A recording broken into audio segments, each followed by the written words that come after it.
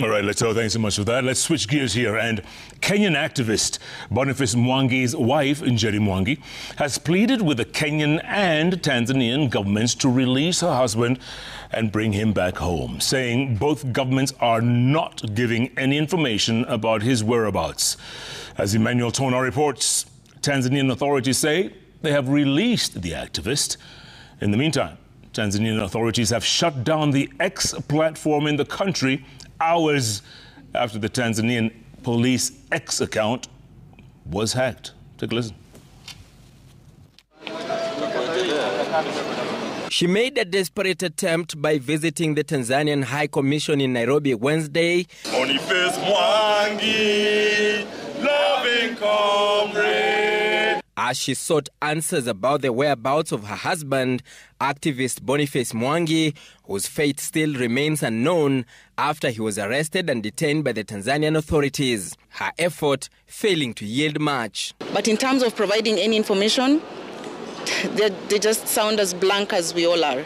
They have no information. With tears flowing freely, Njeri, who was in company of her family, narrated the ordeal of not knowing the fate of her husband. So it's not fair that they are holding him, whatever they are holding him for. It's not fair, it's not right. They need to release him and send him home. And we are telling Mudavadi, if anything happens to Boniface Mwangi, we, his friends, the family, and Kenyans in general, will hold you, Mudavadi, personally responsible. But we wonder what kind of a government is this that does not inform its diplomatic offices and headquarters and branches around Africa what is happening. This comes as the Prime Cabinet Secretary and the CS for Foreign and Diaspora Affairs, Musalia Mudavadi, seemed to support the decision by Tanzania to hold the Kenyan citizens. Mudavadi, who spoke during Citizen TV's Newsnight show, said Mwangi was still being held by the Tanzanian government. He's being held by the authorities, and we hope that he'll be released.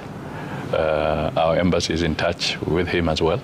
Sometimes we take the freedoms we have here for granted. The Tanzanian government has, however, denied having the activist in custody, saying all Kenyans who had been denied entry had been repatriated. Lakini mpaka sasa wote wamesharejeshwa nyumbani kwao ama nchini kwao. Kimsingi wanaingilia mamlaka za ndani ya nchi za usimamizi wa masuala mbalimbali yakiwemo hayo ya kidemokrasia. This comes as the Tanzanian government shut down the X platform in the country, with the internet watchdog NetBlocks reporting the incident hours after the country's police forces account was hacked by unknown persons. Ugandan activist Agatha Turaihe is also still detained in the country's commercial capital, Dar es Salaam. And as the push and pull continues between the Kenyan government and the Tanzanian authorities, Boniface Mwangi's family continues to wait with bated breath to see when they will be reunited with their kin as the agonizing pain continues. Emmanuel Tona, Citizen TV at the Tanzanian High Commission, Nairobi.